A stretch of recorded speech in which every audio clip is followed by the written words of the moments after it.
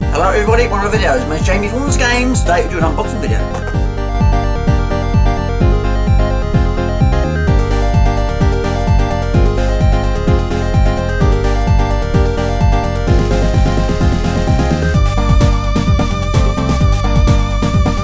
Okay, this is my latest purchase and I pre-ordered this on the 15th of December 2022. It cost me £104.99 from Amazon, which I believe was an Amazon exclusive. This is the SEGA Mega Drive Mini 2.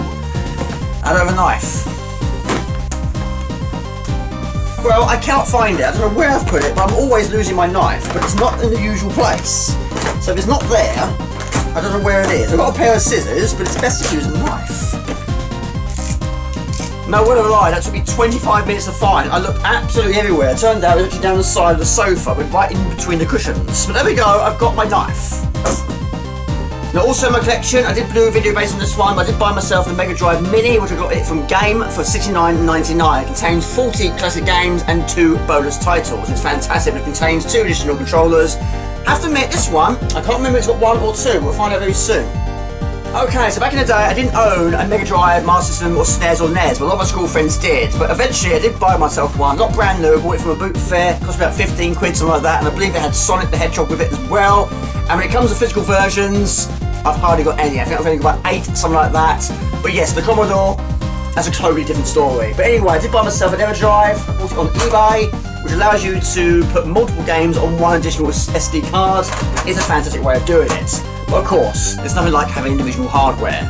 But I do like the Mega Drive. Anyway, Jamie, enough jibber jabber, let's open this bad boy.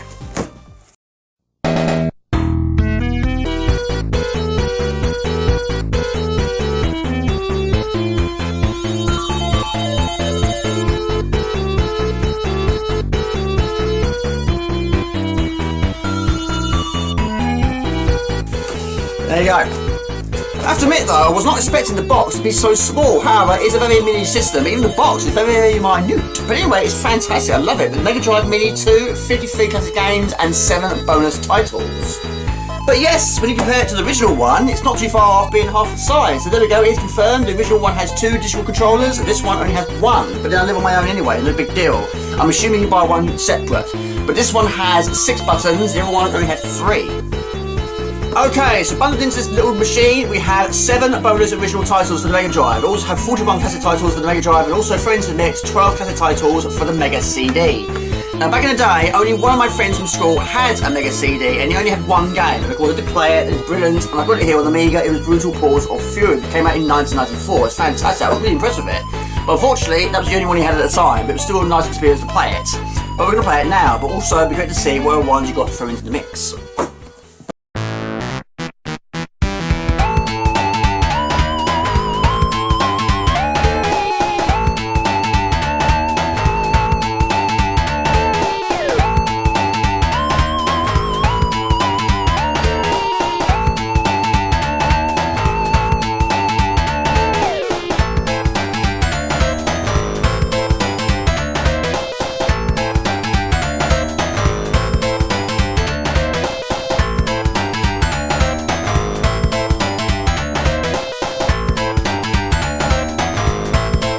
Now whether these minis are actually getting smaller, I'm not sure, but one thing I am sure on is attention to detail once again is absolutely off the scale. Front, side and the bottom of the feet and the grille is absolutely off the chain good. It really is fantastic.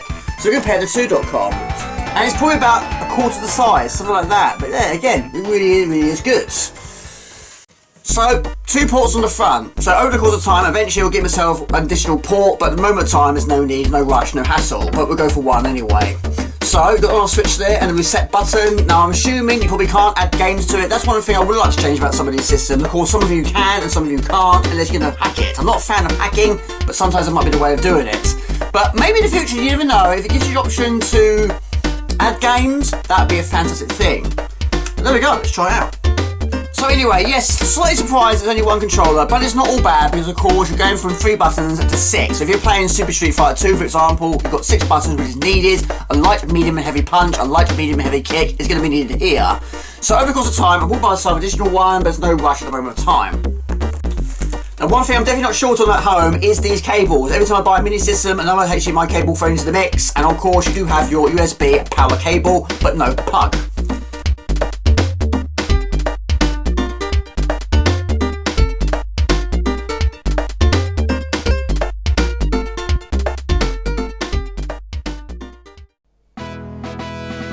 There we go. Captured immediately, fired up immediately, no hesitations whatsoever. It's fantastic. And we have background music, which is always good to hear.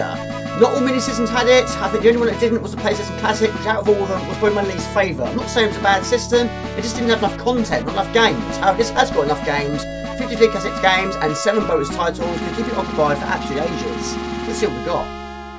Okay, quick run through, but yes, Clay Fighter, I have played that back in the day. Desert Strike I've got on the Amiga, Earth Engine 2 I've got on the SNES. Fantasy Zone is there, as well as Fatal Fury 2, Golden Axe 2, Midnight Resistance. Night Trap, Outrun and Rise Stars feature quite a few compilations. Rainbow Islands I've never seen or played on the Mega Drive, Rolling Thunder 2, Shadow Dancer, and Sonic has got to be thrown into the mix. Sonic 3D and Sonic CD are there, both I have played. Splathouse 2 I've played, but not as much as the first, and again, Streets of Rage, Street Fighter 2 has got to be on the list. Ninja Warriors, never played any other version apart from Amiga, and Avengers Shinobi is also there. So plenty to keep yourself going. So we'll go through the settings. I have to admit, 6 buttons can take to get used to. X to go to settings. Please read before playing. Languages, game settings, start credits, legal notice, return to factory settings. A or C to confirm, B to cancel. We'll go to game settings. Screen settings, wallpaper settings, sound settings, and mode button setting. Again, the same buttons apply. So we've got 2 options, as well as a CRT filter. Press C to confirm or B to cancel. That'll do for now.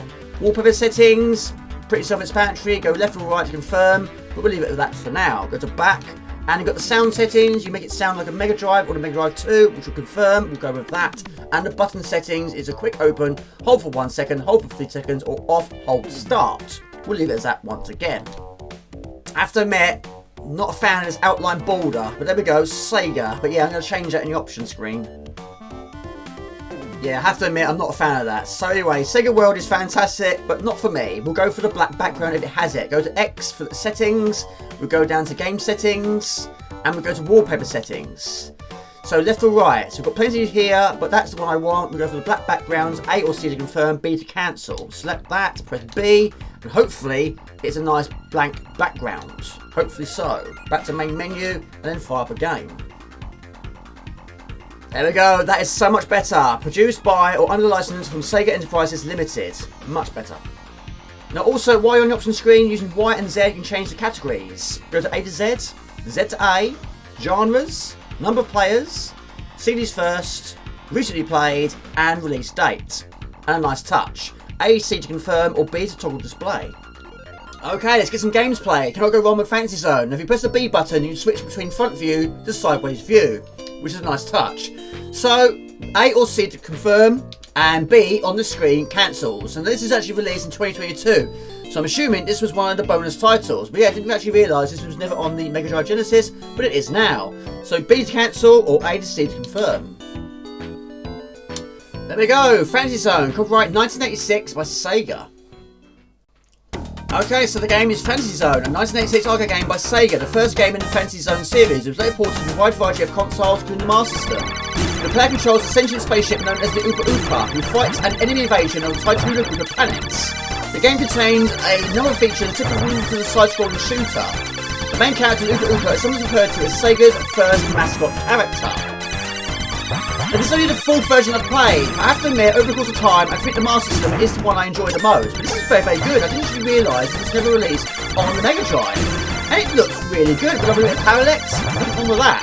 Now, bear in mind, there's actually 6 buttons on this controller, only 2 of them you need. And it's auto fire. The second button you need is for a bomb. It doesn't fire very many, but you can also buy more additional items in the shop. But you need to buy those by picking up these coins, which is left behind by some of the enemies. But it does look and sound very, very good. I really like it. Boss battle. The only version I've played is the Master System, the PC Engine, and also there's a remake on the PlayStation 2, which is also very, very good. In fact, this confrontation takes place in a different perspective. But there we go, you've got to shoot the mouth and you destroy it, giving you the ability to pick up more additional coins. A really good game, but there we go. Okay, what we're going to do now, we're going to do it again, but this time I'm going to change the way it looks. So you press X on the controller, we're going to go down to game settings, screen settings, and we're going to enable the CRT filter. We're pressing C on the controller, B to cancel, A to confirm, and go back again, and we'll give it another go. Okay, let's go again. In the game, the player's ship is placed in a level with a number of bases to destroy. When all the bases are gone, the stage boss appears. We must be defeated before moving on to the next stage. There are 8 stages in the game, and all of them, except for the final one, the screen is not fixed. The player can either move left or right, although the stage loops. The final level consists of rematching against all the previous bosses in the session before facing the final boss. I've never seen before, never got that far. It's a really good game. But anyway, this is the CRT look. And yes, the CRT is the ultimate way of playing these amazing old games. But if you don't have a CRT, you're playing on a high definition TV, this is a nice way of doing it. That or using an SSC if you have one. But as a result of it, yes, it is a bit darker on my screen, but it's still very, very good. But yeah, pretty much all the mini systems had this feature. Some had even more than that. But it's a nice way of doing it. This game is very, very good. I cannot fault it. I still think the Master System is my favourite version, being the first version I played. But this is a really good version. But also, if you press both buttons down at the same time, you can use both weapons at the same time. And it's not, the bomb's not fast paced. Even though the game isn't fast paced, you can buy more weapons along the way, but pretty much all of them are limited in numbers. So, once again, shoot them out. So yeah, this is definitely a lot faster than the Master System. Good though. But there we go, it crumbles, we got any additional coins along the way. There we go, Fantasy Zone, great game. So there we go, fantastic. Now get back to the main menu. There's two ways you can do it. I've used the reset button on your mini or use the mode button on the top right corner of your controller. Press that and it brings up more sets of options. You've got the save load options, the game reset, return to main menu or resume game. So go down to that one and press A or C and you're good to go. Fantastic. And there we go, resume play. Now I'm going to play Clay Fighter because I've definitely played this one. It was a long time ago. There we go, I haven't played this for absolutely ages. But yeah, it's quite surprising there's not actually two controllers in this box. There's quite a lot of games on this list are actually two-player, including this one. But anyway, it's a minor thing, but two controllers would be nice, but I suppose trying to bring the price down. Okay, so the game is Clay Fighter, a fighting beat 'em up series of video games. The series is noted for having character sprites rendered from clay animated figures, and for having numerous parodies of other fighting games such as Street Fighter and Mortal Kombat. Now I am playing as Bad Mr. Frosty, appears in all 5 games in the series, who has been the only character to feature on all of the cover art. Once a mild-mannered snowman, this evil spawn of winter lives for the icy cold of the far north. The good manners of snowman no longer means anything to Bad Mr. Frosty. He believes in the cold of winter and little else. He lives to see the eternal winter and where the snow never melts and enjoys sharing his keen weather sense with all those around him. Special moves is the Frozen Fist, the Snowball, the Shoulder Charge, the Foot Slide, the Flying Headbutt and the Big Arm Side Sweep. But yes, thinking about it, I think I also did play this on the SNES. There we go, fantastic, a win for Bad Mr. Frosty. Any remaining energy is then converted into points. But yeah, definitely played it on the SNES as well. Time Vital and Special Point bonus. There you go. Okay, Battle 2. Other characters in the game is Blob, Blue Suede Goo, Bonker, Indie Bod Clay, Taffy Tiny, and Helga. For the far north, this mighty woman has earned the title of Vakari from her people. She's looking for another arena in which she could compete and plans to take over the circus. With a Viking heritage, she's come special powers from the gods. Thor and Odin have gods' abilities and no other clay fighter ever hope of mastering. She loves to eat and often has a hard time breaking down away from the clay salad sandwich and into the big top. Special moves to the throw, the hold, the Viking ram, the armpit of doom, and Valkyrie's ride. At the moment of time, we're okay. We're doing alright, but I'm stuck in the corner. I can't get out of it. But yeah, use special abilities whenever you can. But yes, I definitely did play this more on the SNES, but I definitely played it on the Mega Drive. But a long time ago. There we go. Bad Mr. Frosty wins. And again, any remaining energy is converted to points. But there we go. Fastest game. That is Clay Fighter.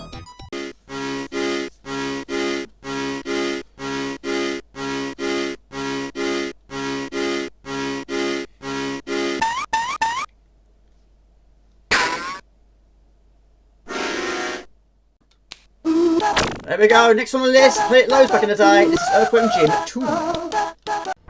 Okay, so the game is Earthworm Jim 2, a 1905 run and gun platform video game, and the sequel to Earthworm Jim, and the second and final game of the Earthworm Jim series by the original creators as well as Shiny Entertainment. It was released in late 1995 or early 1996, depending on the region and the video game console. This had been released for the SEGA Mega Drive Genesis and the SNES before being ported to many other platforms. This is level 1, this is called Anything But Tangerines, and yes, this I do have as a physical box version on the SNES. I don't have many on the SNES, but I do prefer the first one, and I didn't play the first one on the SNES if it was on the SNES. I did play it on the Mega Drive a lot, around friends' houses after school. But yeah, I've not finished either, but both games are mad as lots of frogs. But yeah, I think I do prefer the first, because this one is a lot more challenging, especially the second level, which is quite put off by it, very slow pace. But anyway, this game is performing very well. In fact, this mini system is performing very well. Every game I'm playing so far is performing really well. Cannot fault it. But it is things to get used to with 6 buttons. But if you're playing a game like Clay Fighters or Street Fighter 2, then yes, 6 buttons is the ultimate way of doing it. But anyway, you have the ray gun with limited ammunition, you also have the whip, and also you have the glide, and also you have the slot swing, where you can press the jump button while in the air, and find you're close to the platform. But yeah, this game is a mad game, they both are. But it's good fun to play though. Earthworm Jim series had the future sequels, including Earthworm Jim 3D and Earthworm Jim 2 Menace to the Galaxy, but were developed by different developers with vastly different gameplay styles, which received generally negative reception. Which is no surprise, considering it went 3D. Sometimes 3D does tend to ruin games that didn't start off originally as 3D. But anyway, it's performing very well, like I say, cannot fault it. Now sometimes you've got to use pigs to progress. But yes, you do get quite some skills on the way, including different weapons. All weapons have limited ammunition, they always do in games like this. But there's plenty of ammunition around. I've got 1,106, which is plenty. I've got to put 2 pigs on the platform to create the door. There we go, but a very short level this one. The purpose of the game is largely the same as it was in the original Earthworm Jim. Traverse through the levels in order to save the princess of what's her name from Psy-Crow. However, gameplay is much more diverse than the original game. But there we go, fantastic. But yes, you're going to collect absolutely everything, and yes, the level is going to be a lot longer. But to do it short and sweet for this one, another one off the list, performing well, cannot fault it. There you go. Well done.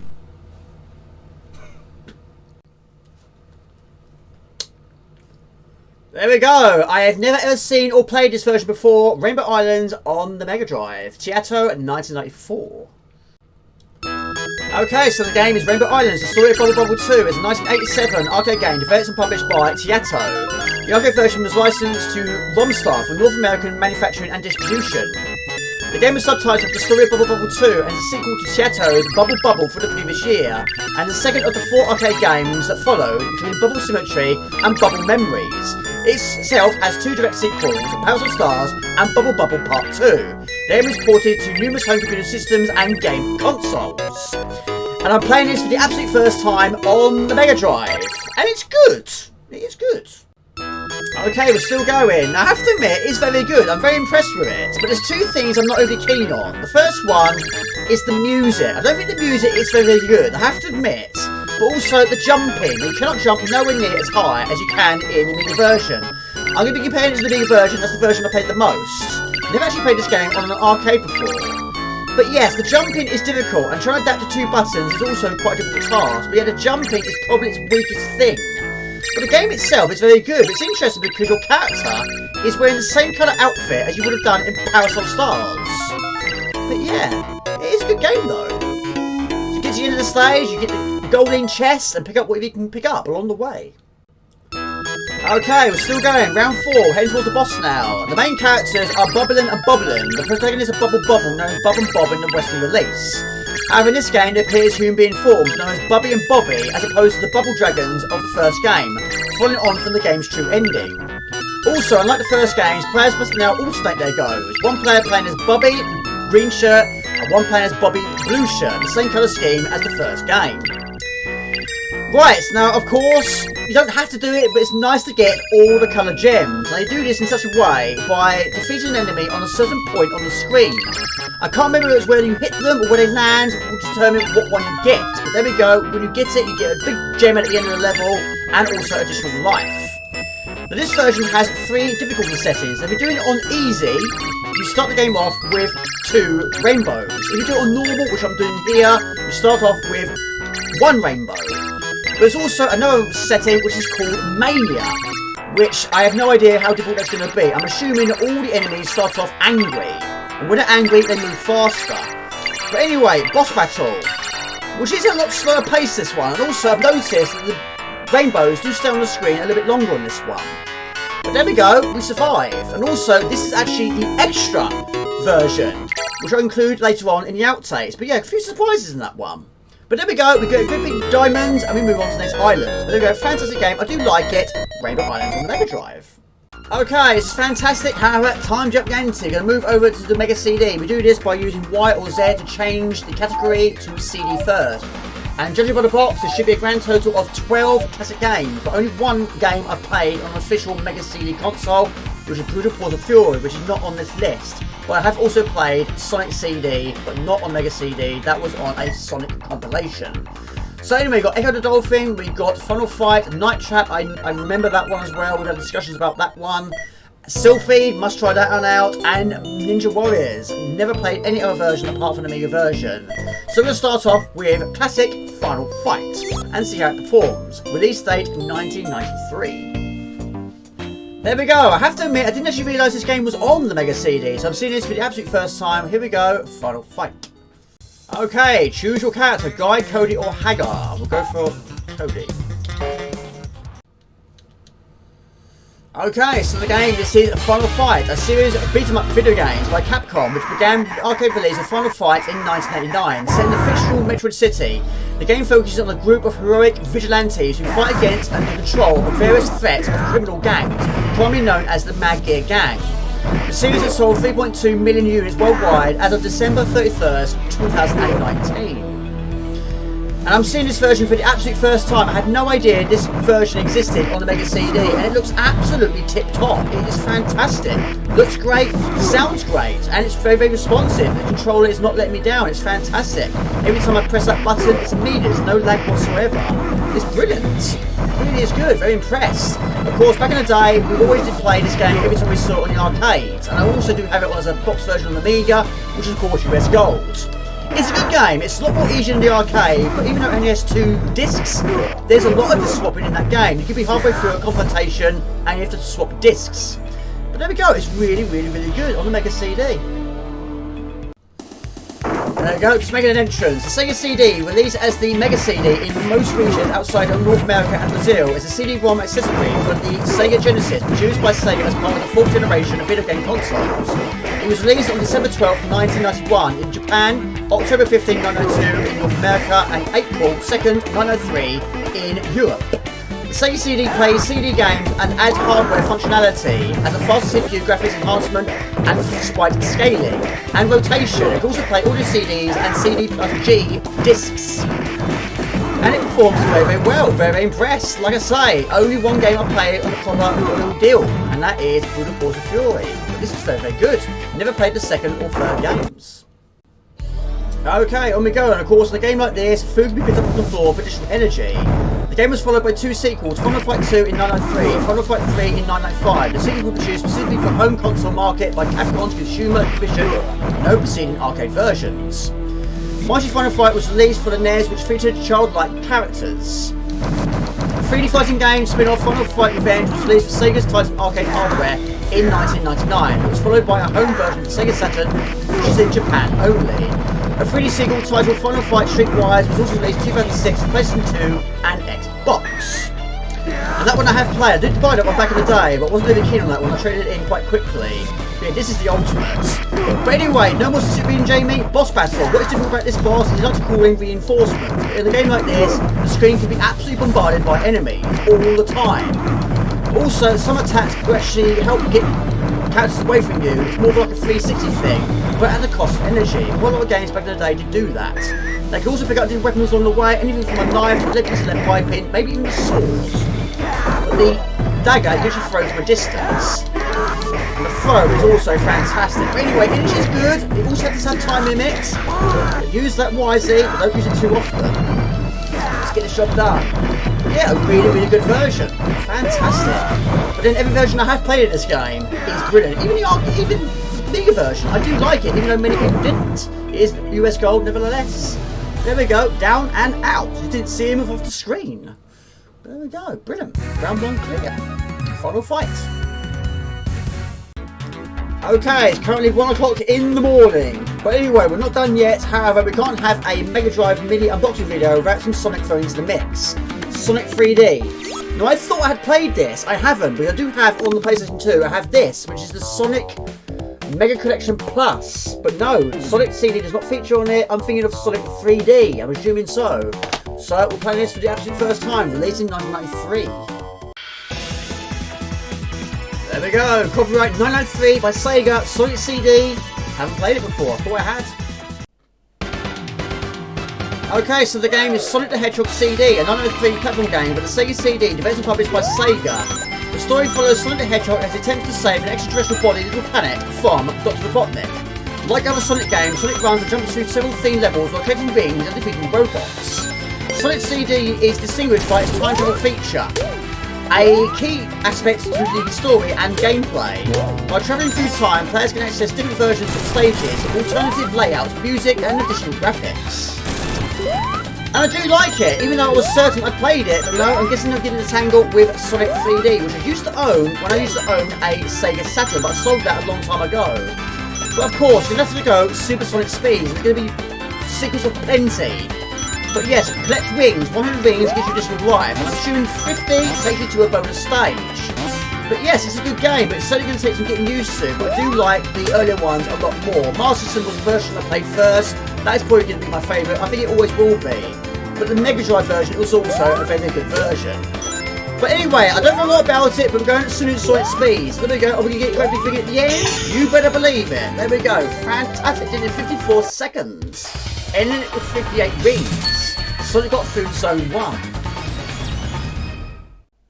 Sonic CD received critical acclaim and often called as one of the best games in the Sonic series, as well as the platform game genre.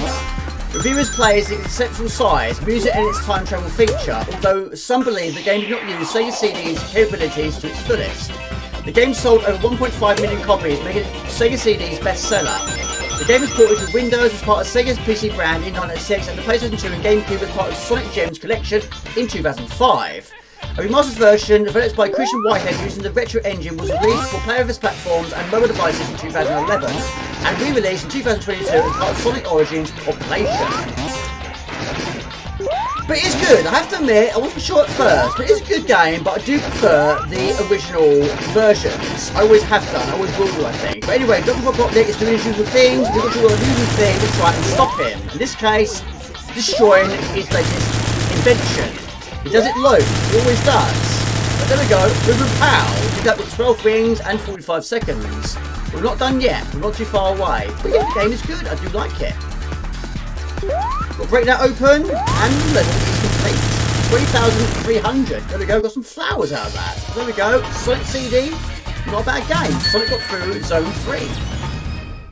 Okay, we'll do a few more games we're putting into this video. Next on the list is Super Street Fighter 2, released in 1994.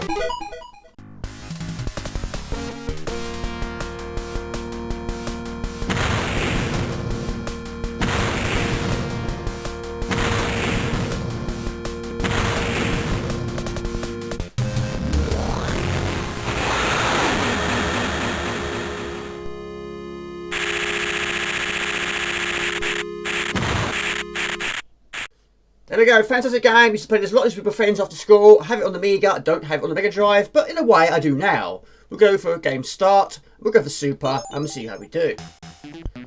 Okay, who are we going to pick? Let's go for Ryu. Why not? We're going from Japan and we're flying over to Jamaica. I mean DJ, wasn't it? Okay, so the game is Super Street Fighter 2, a competitive fighting game produced by Capcom and originally released as an arcade in 1903.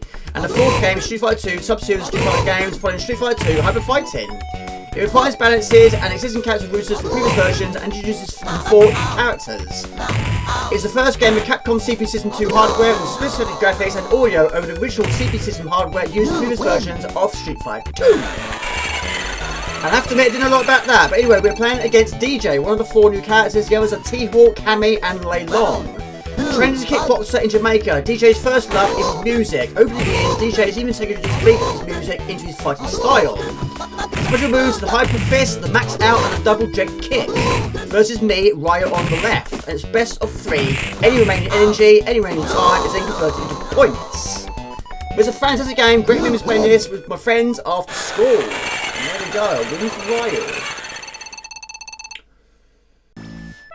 Okay, Ryu versus T-Hawk. After his homeland was taken from him by Shadow Law, T-Hawk and his family were moved to Mexico. Now he's vowed to regain his homeland and destroy Bison. Using his powerful size and powerful American wrestling techniques, T-Hawk has advanced to the World Warrior Tournament and is in his sights to destroy Bison. Special moves is the Hawk, the Thunder Strike and the Storm Hammer. But yeah, this is probably my least favourite character. I've lost so many times to T-Hawk. I don't know what it is, but every single fighting game I tend to play, there's always one specific character that does put up a real fight. But yes, Street Fighter 2 was T-Hawk, Mortal Kombat 2 was Melina, Shadow Fighter was Toshio, and Body Blow was Doug, sometimes Mike. But yeah, I don't know what it is. It was always difficult. Some versions I've never actually beat him. But so far, so good. Keep him in the corner. But yeah, just very difficult special moves. Just jumping around all over the place. But that was not too shabby. There you go. A win from Ryu. Got perfect out of that. But there we go. It's still quite early on in the game, I suppose. Maybe the difficulty will skyrocket the more you progress. But there we go. That was only the 4th confrontation. A win for Ryu. You must defeat Shenlong to stand a chance. Okay, I have to admit, I've had a lot of fun doing this video, but I've got to have the start off point and a finishing point at some point. We'll end it with Ninja Warriors. My friend Heath told me about this one. I didn't actually realise it was on the system. The only version I'm playing is on the Amiga. Released in 1903, players 2 android ninjas on a mission to assassinate an evil dictator in this classic action game by Giotto. Sounds good to me. Let's go. There we go, final one on the list, Ninja Warriors. Only played it on the Amiga, I have a box version here. It's fantastic, but extremely brutal. But anyway, playing it for the very first time on the Mega Drive. Okay, so the game is Ninja Warriors, a side-scrolling beat-em-up video game developed and released by Giotto in 1987. The original arcade game is situated on one display in between projected images of 2 other displays, creating an appearance of triple wide screens. Ports were released for home systems including Amiga, Atari ST, ZX Spectrum, Commodore 64, and CPC and PC Engine, as well as the SEGA Mega CD. And it's this version which I'm absolutely blown away by. There's only the second version I've played. The Amiga version I've played is absolute death. I've never finished it before. The Amiga version is so much more difficult than this. But this version does have 3 difficulty settings. But yes, the Amiga version, even though I've played it so much, back in the day it was very rare I even reached level 2, but occasionally times I did. But now I pretty much get there every single time, but I've never got past level 3. But these enemies here on the Amiga version are so difficult to confront and defeat. Lost certain ways, but it doesn't work perfectly every single time. You can run away from them, but this level is quite a long stage. But it looks great, of course. It's a much larger screen, the sprites are larger, and the music is absolutely superb. You've got a time limit and an energy bar, and you have a limited amount of shurikens. Now, any enemies that don't have guns, just have blades, use the blades of your own, and that will save you shurikens. Save those for the enemies that lie ahead, like tanks or boss battles. But some enemies that have more than blades, if you kill them, they will reward you with a few more pieces of ammunition. Which again, try and save when you can, but it's also a 1 or 2 player game. Right, Double Trouble now. Yeah, on Amiga, these are tough. Not so bad here though. The energy doesn't drain quite as quickly. But I don't think it replenishes during the actual level itself, only at the end of the stage. But there we go, not quite. Yeah. The game is set in the dystopian future. For Bangla, the President of the United States in 1903 has declared martial law nationwide. A group of anarchist scientists, led by the mob, decided it's time to revolt against the government. Knowing full well that fighting military themselves would be suicidal, the scientists create 2 powerful androids to carry out the mission for them. The robots, codenamed as Kanuchi and Ninja, are sent by the scientists to end the Bangla's tyranny once and for all. And try one's best. Energy is okay and time is okay. But also, you do have the ability to block. However, if you block for too much, you have more enemies arrive on the scene. So this can be punished based on how many things you keep doing repeatedly, like jumping repeatedly or blocking repeatedly. So try and spice up your attacks whenever you can. But the music is sensational. It's really, really good. I'm really impressed with it. Home console versions of the game were released exclusively in Japan for the PC Engine and the SEGA Mega CD. A version for the Arcade Archive series for PlayStation 4 was released in September 2017, and a new port of the 1994 version titled Ninja Warriors once again was released in 2019 on Nintendo Switch. It features new artwork and 2 new playable characters. And I've also noticed that some characters that are on the Amiga version don't feature here. It's not a bad thing, it makes the game a little bit more easier. Anyway, boss battle. Taking quite some damage here, but we have plenty of shurikens in our possession. But there we go, fantastic. And so is this Mini. Really am pleased with it. It's a nice piece of kit. Fantastic. Any remaining time and energy is converted into points. Okay everybody, that's more enough footage for my video. I hope you enjoyed it. I'm very happy with my purchase. It's a really, really nice piece of kit. Out of the 2, the first one and the second one, it's hard to pick a favourite because one has more games than the other. But the other one has probably a lot more popular games, the ones that people probably know. But overall, I'm very happy. I've not played all the games, but only a few of them wasn't overly keen on. But didn't put too many in this video. Until next time, it's James Warner's Games, please don't comment, share, please subscribe to my channel, press the fan page on Twitch, and so many Warner's Games to find it fairly easy. Please remember to click the bell icon and notify you of these below. Fantastic, we're going to do these videos restaurant plays at a cheese paper making, and live streaming Friday night each time 8 o'clock. And if you heard all that and understood that, you're amazing. Take it easy. Ciao, bye. See ya.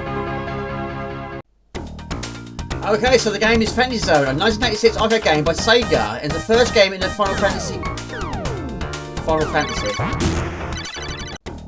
Okay, so the game is Fantasy Zone, a 1986 arcade game by SEGA, the first game in the Final Fantasy. Fantasy Zone, Jamie, Fantasy Zone. Okay, so the game is Fantasy Zone, a 1986 arcade game by SEGA, and it was the first game of the Fantasy... I keep saying Fantasy Final Fantasy. Fantasy Zone, Jamie. Fantasy Zone. Okay, resume play. In the game, the player's ship is replaced by... No, not replaced, Jamie. It's placed. Placed, not replaced. That's fun. You made the outtakes once again. Hungry by any chance? I was not expecting this version to be so different, but yes, this is not Insect Island. So what this boss is going to be, I absolutely have no idea. I'm seeing this for the absolute first time. It's a huge battleship, electric fan, which is interesting because that is from, yeah, this was, oh my lord, that is from, what's the game? Darius, isn't it? Darius.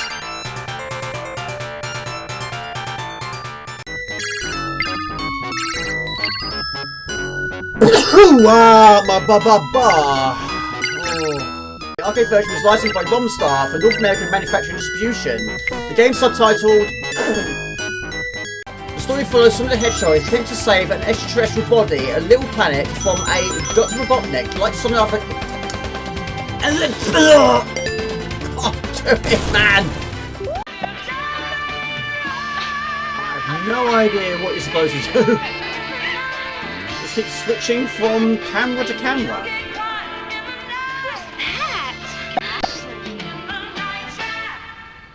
This is my cousin, Tony. Okay, so the game, this is Super Street Fighter 2, a retro fighting video game produced by... Hold on, DJ, I had to set you on fire. I'm trying to be distant. Okay, so the game is Street Fighter 2... No, it's Super, Jamie! Super duper! It refines balances against 600 characters boosters for the previous versions and introduces all new characters its first time on Capcom CP2. Maybe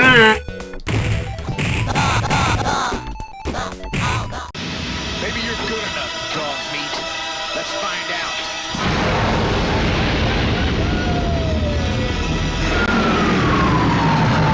We got three-way junctions coming up. Stay cool! Don't let them freak out!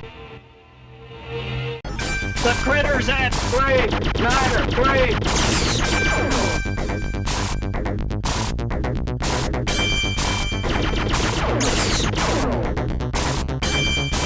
On course!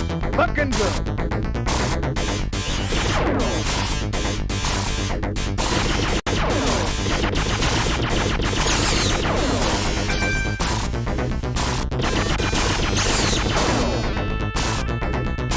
Remember your jump data!